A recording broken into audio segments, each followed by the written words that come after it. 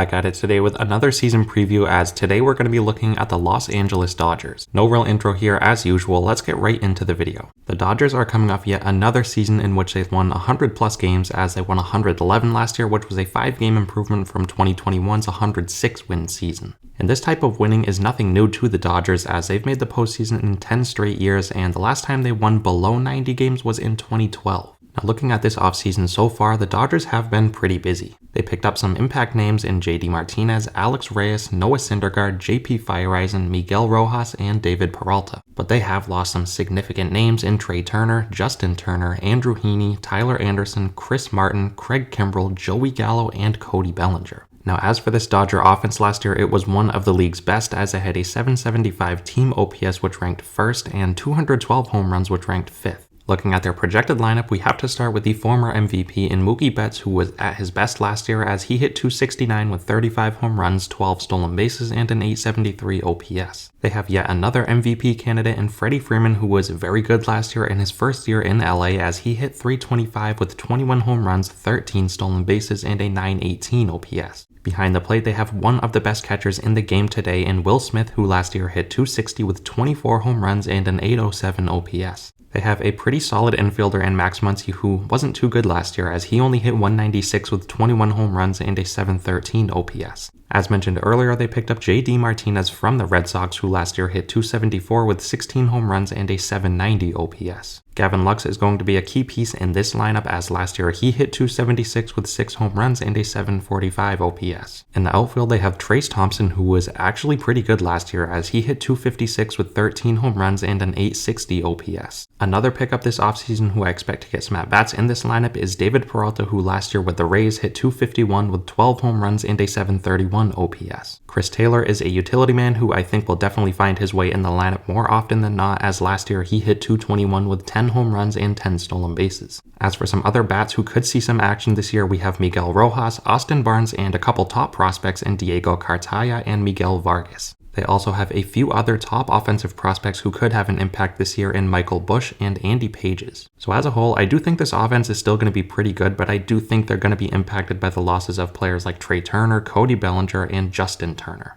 Moving on to their pitching, it was also dominant last year as they had a 2.8 team ERA which ranked first in baseball. Looking at the starting rotation, I want to start out with Julio Urias, who was one of the league's best pitchers last year, as in 175 innings he had a league best 2.16 ERA with 166 strikeouts. They also have the future Hall of Famer in Clayton Kershaw, who was dominant last year, as in 126 innings he posted a 2.28 ERA with 137 strikeouts. Tony Gonsolin is another pitcher in this rotation who looked unhittable last year, as in 130 innings he had a 2.14 ERA. This offseason they picked up Noah Syndergaard from the Phillies, who last year in 135 innings had a 3.94 ERA. As for the fifth spot in this rotation, it is sort of up in the air at this point. If I had to guess, I think they're going to roll with Ryan Pepiot, who last year in 36 innings had a 3.47 ERA. As for a few other names who are going to likely see some starts, we have Michael Grove and Dustin May. I would say Dustin May is going to get the fifth spot in the rotation, but I do think he's going to sort of be eased into the starting rotation because he has dealt with numerous injuries over the past couple of years.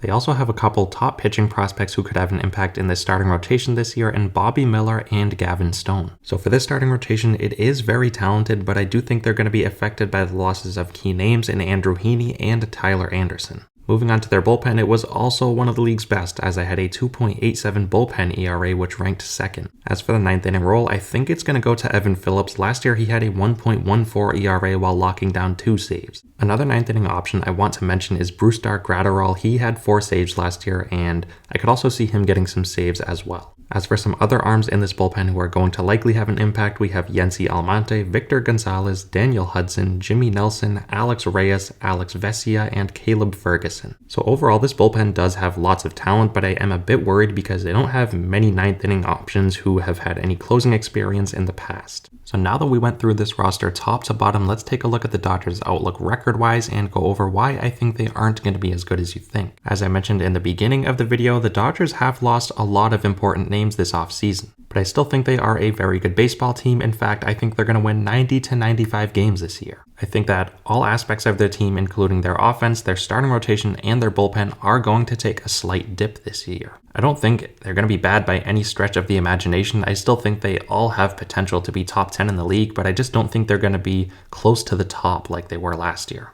So with how good the Dodgers have been in recent years, I think Dodger fans and baseball fans across the league have been accustomed to the Dodgers winning 100 games year in and year out, and I just don't think that's going to be the case this year, which is why I think they're not going to be as good as everyone is expecting. I don't know, I just think when people think Dodgers, they think automatically 100 wins, but I think the division is going to be improved this year, and they're going to have a lot more competition on top of the fact that they did lose a lot of important names this offseason. But anyways, that's going to wrap today's video up. Let me know what you guys think of the Dodgers down below. Thank you so much for watching, and I'll see you next time.